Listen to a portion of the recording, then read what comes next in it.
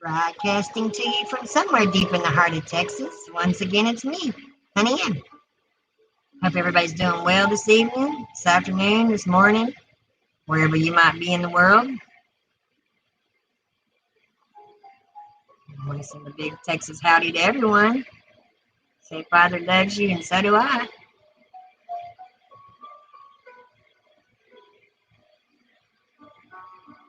So,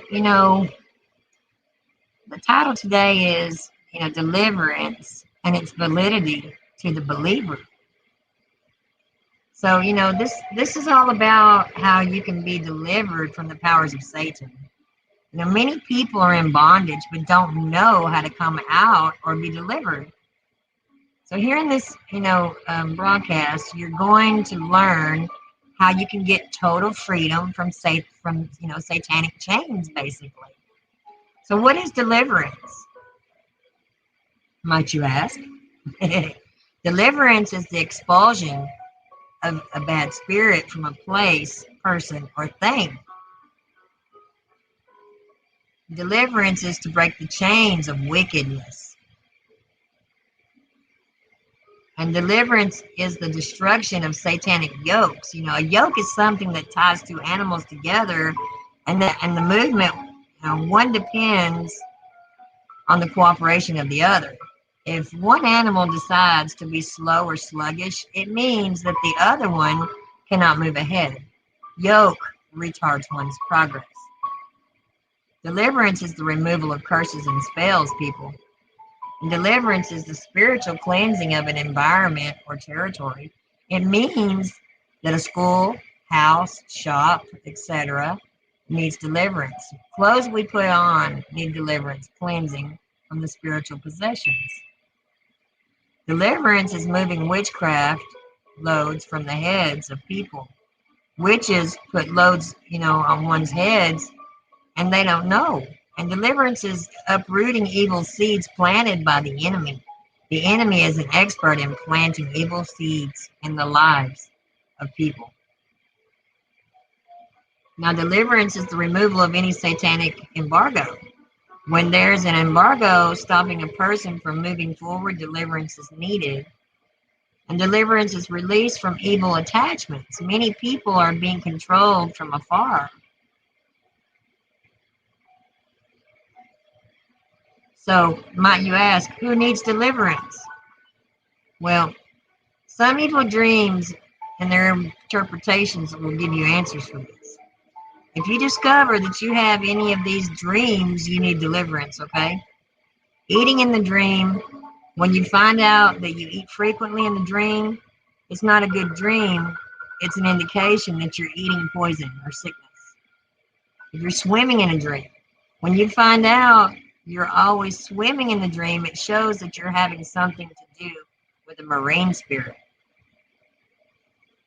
Going back to old familiar places, if you find yourself going back to your old school or house or company or master or mates, etc., it shows stagnancy or slow progress. If you have sex in your dream, if you find, out you always make love in the dream, it shows that you have a spiritual spouse. Seeing dead people. When you dream and see yourself with dead relatives, you need deliverance. However, not all dreams of such is demonic. God can use the image of your dead relatives to give you a message. Walking naked. Seeing yourself in your dream naked is an indication that you need deliverance. It means poverty and shamefulness. If you're under pursuit, if you're being pursued by a wild animal or a wicked person, or someone is running after you in your dream, you need strong deliverance. It signifies danger. If you're running errands or wearing tattered clothes, this type of dream connotes slavery. Wearing tattered clothes is a sign of poverty. If you have uncontrollable anger, when your anger is uncontrollable, it's very dangerous for your spiritual life. That's Genesis 49, 5-7, and Proverbs 16:32. If you have a sudden fall from glory, you were rich but suddenly fall from your height to poverty. Accident prone, that's another one. You always see yourself a victim instead of a victor. Late marriage, when your mates get married but you have not. Reoccurrence of divorce. When in your family, girls who marry always return back home, or you have married several men but never stayed in one marriage. If somebody's mentally deranged, every member of the family ends up in madness. All this means you need deliverance. Objects moving in your body, when you have, moving objects in your body, or incurable sickness. Encountering of chains of problems. If you find out that you always experience chains of problems in your life. Having horrible dreams. When in your dream, if you find out someone wants to choke you to death. Or lusting after men or women, you need deliverance. When you cannot control your sexual appetite. Uncontrollable tongue. When you cannot be in control of your tongue and you speak 200 words per minute. On the other hand, when you cannot keep secrets. Uncontrolled emotion. Restlessness. When you cannot have a moment of rest, or fluctuates emotionally. Sadness now, but happy the next minute. If you have an evil trend in your family, when you find out that a particular evil happens in the family, like father-mother syndrome, when you find out, what happened to your mother or father is happening to you, you need deliverance. When you can't live like a you can't live a victorious life as a believer, and if you notice you always fall into sin without the grace to resist, you need deliverance. If you have forgetfulness, if you're always forgetting things, where you keep things or your dream. Remember that dreams are your spiritual mirror to the spiritual world. Masturbation, when you delight in satisfying yourself sexually with objects or fingers. Homosexual, lesbianism, man making love with his fellow man and women making love with their fellow woman. Uncontrollable appetite, eating, drinking, or doing anything without control. No respect for elders, when you find out that you have no respect for elders at all, okay? And I'm not here dogging people if they're lesbian or if they're gay. That's your own choice. That's just what I've been taught in the Word. I'm just going by what the Bible says, okay?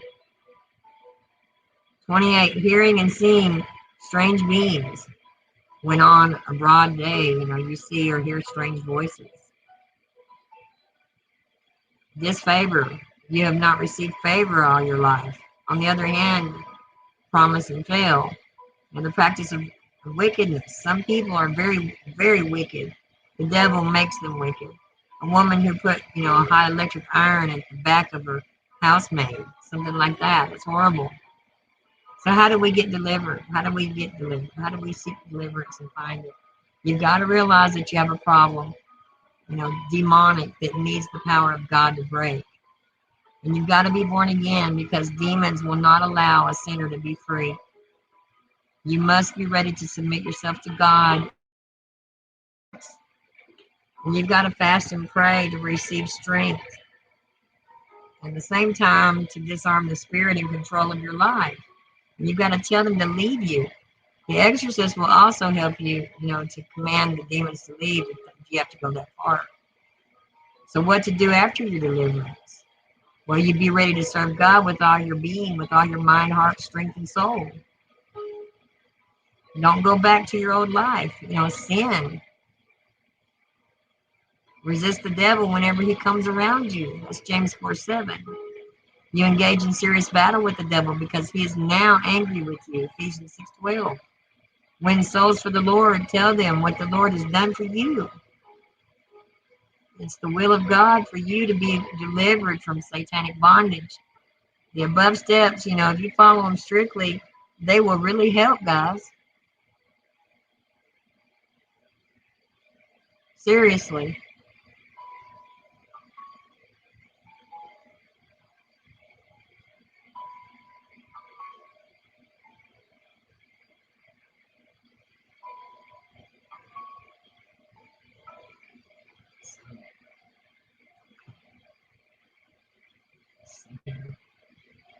I think that's about all I have in my notes about deliverance right now. I've spoken on it before in other broadcasts,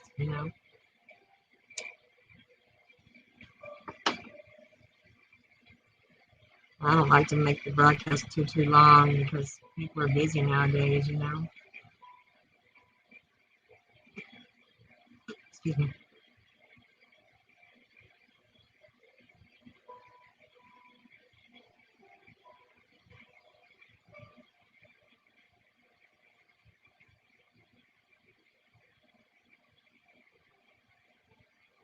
Yeah, and here's another thing that I have it here in my notes.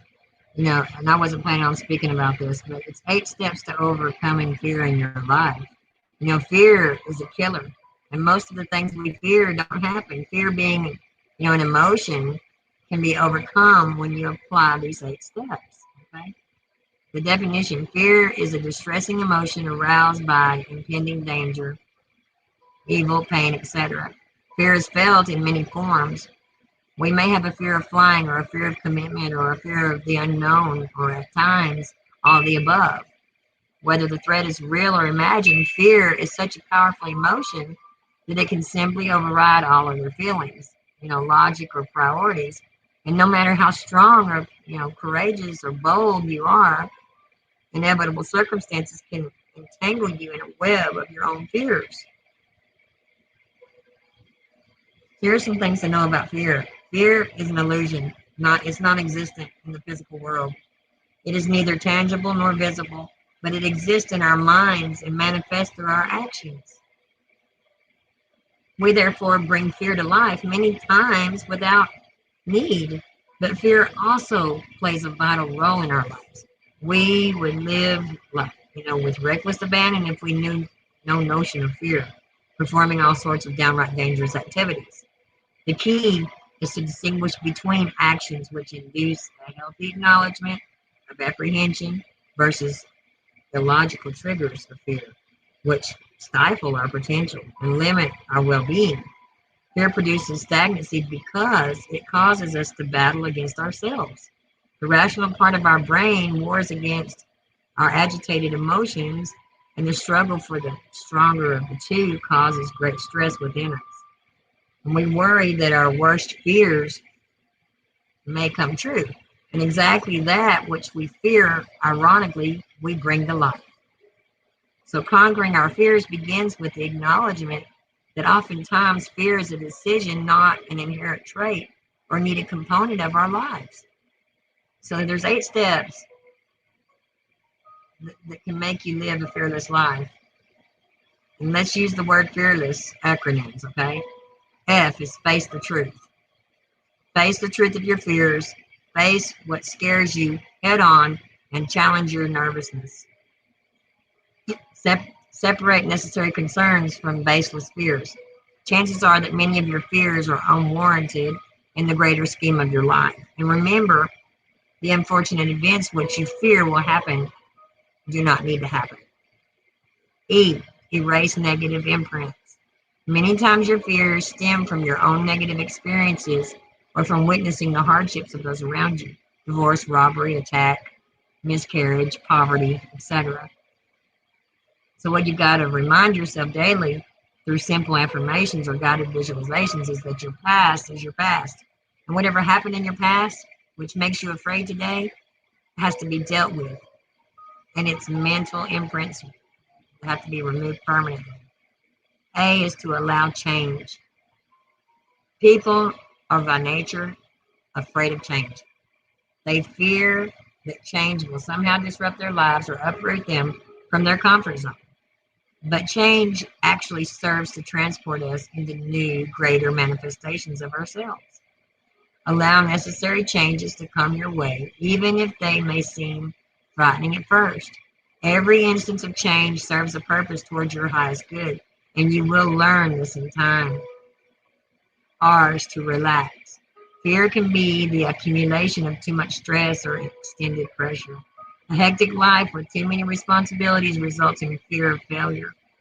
So it's essential that you take time out for yourself to relax and meditate and alleviate your anxieties. So calm down and remind yourself that you'll be shown how to resolve all things. L is to learn. Learn how to listen to God. You can hear from God through these ways: by reading and studying the Word of God, 2 Timothy 2:15. by hearing the word preached. Romans 10:17. Meditate daily on the goodness of God. That's Joshua 1:8. Commit your ways to the Lord. Proverbs 3:5-7. E is to infuse. When you fight with others, you draw fear into your relationships. Fear that others will betray, hurt, or abandon you.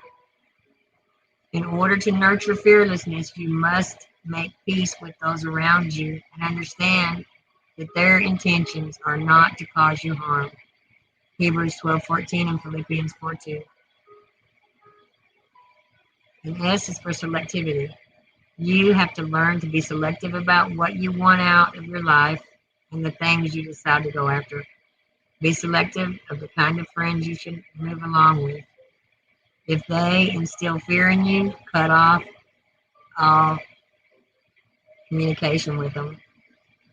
That's Proverbs 13:20. Select a vision for your future and stick to the mental projection until you've brought it fully to life.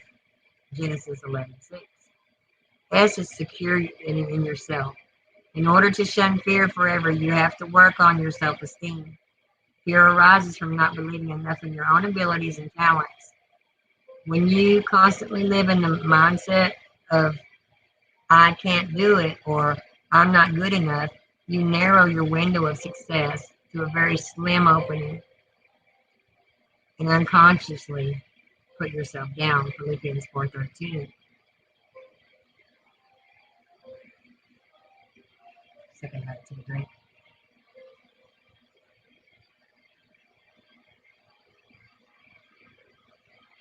So, although the role of fear is to keep us safe, we do ourselves no favor by living in fear.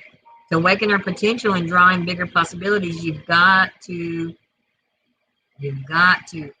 eradicate fear from their lives through daily efforts which promote your strength and self-security. After all, you possess the inherent trait of everlasting courage, which can guide you throughout your life here on earth.